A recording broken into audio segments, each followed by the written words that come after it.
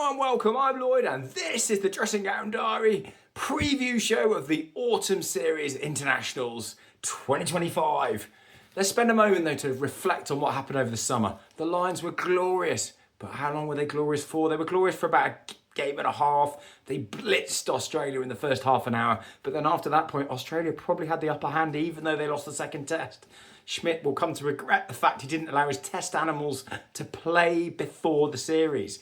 They've looked good as well. The Rugby Championship was very, very tight. 2 games to go, every team was in it. South Africa came out on top, but there was some great rugby to watch. It makes you realise how tight and compacted and congested the top table of rugby, international rugby, is these days. Which nicely brings us on to the Autumn Internationals. There's so many games to look at. We've got 5 weekends of glorious rugby to watch.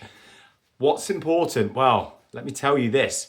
The World Cup draw takes place the 3rd of December. Sorry, not the draw, the seedings. So these autumn series is crucial for a number of teams. The top 6 are safe banded, can't play each other. So there are 2 teams. Australia at 7th and Scotland at 8th. Can they creep into that upper tier? It's also important for, unfortunately, Wales, who are 12th. Do they risk dropping out and going down to the 3rd tier? So they've got to find some way. They've got to find some form. So where are the home nations at? England battling through. They're hoping for much stronger performance than they did in the autumn last year, where they only won 1 out of 4. They're playing Australia today, New Zealand, Fiji and Argentina. They will be looking at those thinking, right, I've got 2 wins as par. Can I find a win against Australia or New Zealand? Fiji and Argies, they'd be hoping they can steamroller. So quite a big test to see where England have got to. Can Borthwick be a bit more expansive? Can England be a bit more expansive? Can Twickenham fire up and get noise and vocal? Ireland, they're hosting today in New Zealand, against New Zealand, but in Chicago. A big game where they first beat New Zealand for the first ever time. I'll come on to that in a second. Japan, Australia and South Africa. They've got the big 3. How many of those can they turn over? They'll certainly be thinking Japan, Australia and South Africa at home. We've got those. But South Africa are a mean animal these days.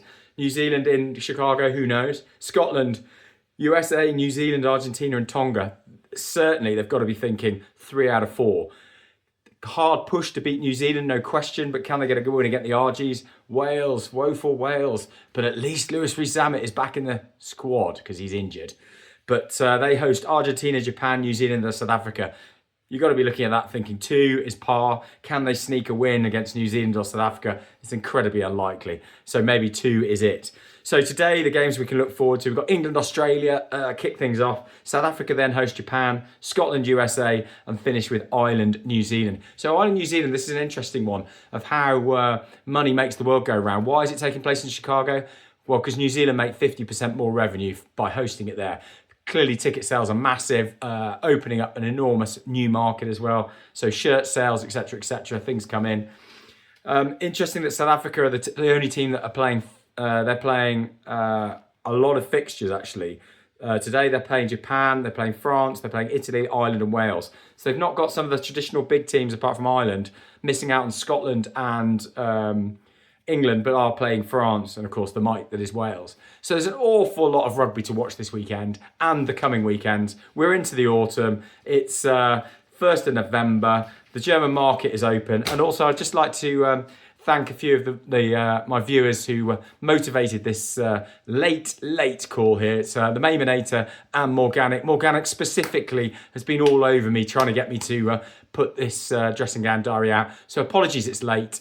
Enjoy your weekend of rugby. We'll be back next week with a review and preview of the next round. Good luck.